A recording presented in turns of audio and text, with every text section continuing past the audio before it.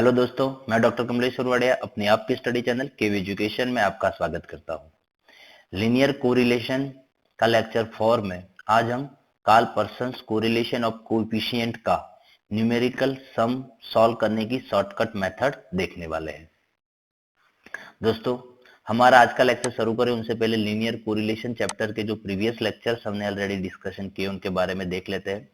देखो, लेक्चर 1 जिसमें introduction session लिया था और साथ ही में डिस्कस किया था meaning of correlation of coefficient के बारे में। लेक्चर 2 जिसमें स्कैटर डायग्राम मेथड और स्कैटर डायग्राम मेथड का सम सॉल्व किए थे। लेक्चर 3 जिसमें Karl Pearson's correlation of coefficient के बारे में उनकी सारी फॉर्मूलाज के बारे में डिस्कशन किया था, साथ में 2 न्यूमेरिकल सम भी सॉल्व किए थे डायरेक्ट मेथड से। तो लेक्चर 3 दोस्तों बहुत ही इंपॉर्टेंट है आपके लिए। अभी तक आपने नहीं देखा तो डिस्क्रिप्शन में लिंक रखी है, वहां जाके आप देख सकते हैं। और लेक्चर 4 जो आज का लेक्चर है जिसमें हम डिस्कस करने वाले हैं कार्ल पर्सन्स मेथड, लेकिन इसमें न्यूमेरिकल सम को शॉर्टकट मेथड से कैसे सॉल्व करते हैं। ठीक है, देखो ये तीनों फॉर्मूलाज है जो Karl Pearson's correlation of coefficient find करने के लिए बहुत ही इंपॉर्टेंट है। वैसे तो Karl Pearson's correlation of coefficient यानी आर की वैल्यूज फाइंड करने के लिए कोई फॉर्मूला यूज करने का रूल्स रेगुलेशन नहीं है, लेकिन एक सिंप्लीफिकेशन के लिए हम देखें तो सबसे पहले ये जो फॉर्मूलाज है r is equal to summation of x minus x bar y minus y bar वाली, ये कब यूज करना है तो जब एक्स बार की वैल्यू इंटीजर्स में है। ठीक है, और दूसरी ये फॉर्मूलाज है sigma R is equal to N sigma X Y minus sigma X upon sigma Y. तो ये फॉर्मूला का कब यूज करना है तो when value of X bar is in fraction, अगर फ्रैक्शन में है तो आपको ये यूज करना है। ठीक है, और अब ये third one formula R is equal to N into UV, ये फॉर्मूला कब यूज करना है तो use when the variable X and Y values are too large, X और वाई वेरिएबल्स की वैल्यू अगर टू लार्ज है और इन अ फ्रैक्शन या फिर फ्रैक्शन अमाउंट में है। देखो लार्ज है तो फिर क्या होता है कि उनका स्क्वायर करना, मल्टीप्लिकेशन करना, ये सारी चीजें अगर डिफिकल्ट हो रही है तो फिर आपको ये शॉर्टकट मेथड का यूज करना है। इफ पॉसिबल आपको ये पहली 2 फॉर्मूलाज है उसमें से किसी एक फॉर्मूला का यूज करना है, लेकिन अगर ये 2 फॉर्मूला से सम सॉल्व करने से आपकी डिफिकल्टीज बढ़ जाती है, आपका प्रॉब्लमेटिक काम हो जाता है, तब जाके आपको ये शॉर्टकट वाले फॉर्मूला का यूज करना है। अब ये शॉर्टकट वाली जो भी फॉर्मूलाज है तो ये सेकंड और थर्ड ये दोनों फॉर्मूलाज में आपको कोई ज्यादा डिफरेंस नहीं है। देखो सिर्फ क्या करना है, यहाँ जो x है तो यहाँ आपको क्या लेना है u, और यहाँ जो y है वहां आपको क्या लेना है v। यानी सेकंड फॉर्मूला में जहां आपको x दिख रहा है वहां आपको u लेना है, जहां y दिख रहा है वहां आपको v लेना है, आपकी फॉर्मूलाज का काम हो जाएगा। ठीक है, तो ये थोड़े बहुत रूल्स हमने बनाया है कि हम आसानी से सम को सॉल्व कर सके। तो जो आपको याद रखना है, आज हम ये शॉर्टकट वाले फॉर्मूलाज का यूज कैसे करें वो देखने वाले हैं। अब ये फॉर्मूलाज में u की वैल्यूज क्या लेनी है हमें तो x माइनस ए अपॉन सी एक्स, v की वैल्यू लेनी है y माइनस बी अपॉन सी वाई। इसमें ये जो ये a दिख रहा है वो क्या है assumed mean from variable x, x में से आपको कोई एक वैल्यूज को एज्यूम करनी है, वो हो जाएगा आपका a। b क्या लेना है तो assumed mean from variable y, y में से कोई एक वैल्यूज को आपको एज्यूम करनी है, वो हो जाएगा आपका b। अब cx क्या लेना है तो common factor from variable x, x में से कोई एक कॉमन फैक्टर लेना है, और cy y में से कोई एक कॉमन फैक्टर लेना है। ठीक है, तो ये वैल्यूज हो गई a b c x c y, वो आपको u और v की फॉर्मूला में रखनी है और v फाइंड कर देना है। देखो दोस्तों एक सम ले रहे हैं हम पहले कि find the correlation of coefficient between yearly per capita income in rupees and the price index of the people of 6 different cities from the following data. देखो यहाँ 2 वेरिएबल है, एक है ईयरली पर कैपिटा इनकम जो आपका x है, ठीक है, और दूसरा है प्राइस इंडेक्स जो वाई है। तो ये दोनों के बीच आपको क्या फाइंड करना है कोरिलेशन ऑफ कोएफिशिएंट यानी आर की वैल्यूज फाइंड करनी है। ठीक है, अब यहाँ बताया नहीं भाई कौन सी मेथड का यूज करना है, तो आगे भी हमने बताया था, आज फिर से बता रहा हूं कि अगर कोई मेथड का नाम नहीं दिया है, कोई मेथड इंडिकेट नहीं की है, तब आपको कार्ल पर्सन्स मेथड का ही यूज करना है। ठीक है, अब कार्ल पर्सन्स मेथड का यूज करना है तो सबसे पहला प्रॉब्लम ये है हम कौन सी फॉर्मूला का यूज करेंगे। ठीक है। तो फॉर्मूलाज हमारे पास बहुत सारी है, लेकिन हमने 3 फॉर्मूलाज डिसाइड कर रखी है कि कब किसका यूज करना है। ठीक है, तो देखो आप वेरिएबल x की वैल्यूज देखो यहाँ 32, 29, 40 यानी 2 लार्ज वैल्यू है। 2 लार्ज वैल्यू है, तो अगर उनका स्क्वायर करेंगे, मल्टीप्लीकेशन करेंगे, तो फिर क्या होने वाला है कि वो वैल्यू और बड़ी हो जाएगी नहीं है, या फिर डिफिकल्ट है।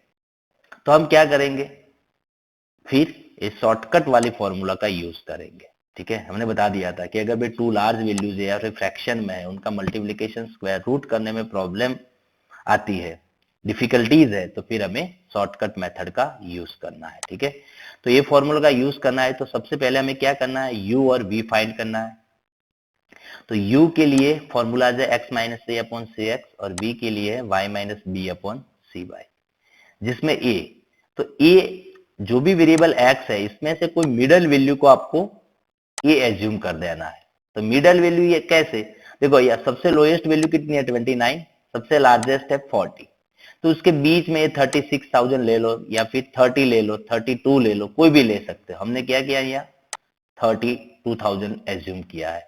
आप कोई भी वैल्यूज एज्यूम कर सकते हैं, लेकिन आपको याद रखना है कि दो में से कोई एक वैल्यू आपको लेनी है, एक सबसे लोएस्ट वैल्यू ले लो या फिर मिडल वैल्यू। ठीक है, अब सी एक्स में क्या है, देखो हर एक के पीछे 3 जीरो लगी है, तो उनका मतलब ये है कि हम 1000 से डिवाइड कर सकते हैं, तो ये 1000 हो गया आपका कॉमन फैक्टर सी एक्स। अब y में देखो सबसे लोएस्ट वैल्यू 100 है, सबसे लार्जेस्ट है 250, तो उनके बीच में से कोई वैल्यूज है, सपोज के 180, तो 180 हमने एज्यूम कर दिया b। आप 120 भी ले सकते हैं, 110 भी ले सकते हैं, कोई रूल्स नहीं है, लेकिन हमने बीच में वैल्यू आए वो ली, तो वो हो गई 180। और बी वाई, तो कॉमन फैक्टर में देखो हर एक के पीछे एक जीरो है, उनका मतलब ये हुआ कि हम 10 से डिवाइड कर सकते हैं, तो ये हो गया आपका बी वाई। ठीक है, तो अब फॉर्मूला एक्स यू ये हो जाएगी और वाई ऐसे हो जाएगी। ठीक है, आपको ए की जगह 32, सी एक्स की जगह 1000, बी की जगह 180, सी वाई की जगह 10। दोस्तों अब सॉल्यूशन के लिए आपको ये 7 कॉलम वाला एक टेबल ड्रॉ कर देना है। ठीक है, इसमें सबसे पहला कॉलम रख दो एक्स, फिर दूसरा वाई, फिर यू। ठीक है, u की जगह जो वैल्यूज रखनी है वो v, v में जो वैल्यूज रखनी है वो, एक हमें जरूरत है u स्क्वायर की, v स्क्वायर की, और u और v का मल्टीप्लीकेशन, तो इतने कॉलम बना दो। अब एक्स वाई जो हमारा स्टेटमेंट में है, अब u की वैल्यू फाइंड करनी है। u की वैल्यू के लिए क्या करना है आपको, या x की जगह ये वैल्यूज 1 बाय 1 रखनी है। देखो पहले 32, तो 32 माइनस 32, तो जीरो आंसर हो जाएगा। अब x की जगह कितने रखना है आपको, 29। देखो 29 माइनस 32, तो -3 आंसर आएगा 1000 से डिवाइड करने के बाद। अब x की जगह 40 रखो, तो 40 माइनस 32 यानी 8, फिर 36 माइनस 32 तो 4, फिर 30,000 माइनस 32,000 डिवाइडेड बाय 1000, तो फिर आंसर आने वाला है -2 और 39। फिर यह x की जगह आपको क्या रखना है 39, तो आंसर हो जाएगा आपका 7।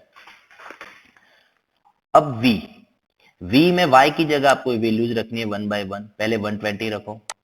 देखो 120 माइनस 180, तो -60 डिवाइडेड बाय 10, तो आपका आंसर हो जाएगा 6। सिमिलरली अब 100 रखना है, तो फिर आपका आंसर होगा -8। 250 रखेंगे 7, 180 रखेंगे, तो देखो 180 माइनस 180 यानी 0 हो जाएगा। फिर 110, तो -7, और 220 यानी 4, ये हो गया। अब u स्क्वायर, तो ये जो भी u की वैल्यूज है उनका स्क्वायर निकालो। तो 0 का कितना होगा, 0 माइनस 3 का 9, 8 का 64, 4 का 16, -2 का +4 हो जाएगा, और 7 का 49। v स्क्वायर, तो अब ये जो वैल्यूज है उनका स्क्वायर, -6 का +36, -8 का +64, 7 का 49, 0 का 0 रहेगा, -7 है तो प्लीज +49, और 4 का 16, ये हो गया। अब और u और v का मल्टीप्लीकेशन, ये दोनों का मल्टीप्लीकेशन करना है। देखो 0 इंटू 6 तो 0 होएगा, -3 -8, तो दोनों का मल्टीप्लीकेशन -3 -8, तो ये दोनों का मल्टीप्लीकेशन प्लस हो जाएगा 24, 8 जा 7 तो 56, 4 जा 0 तो 0 होने वाला है, -2 -7 का 14, 7 जा 4 यानी 28, तो ये हो गया।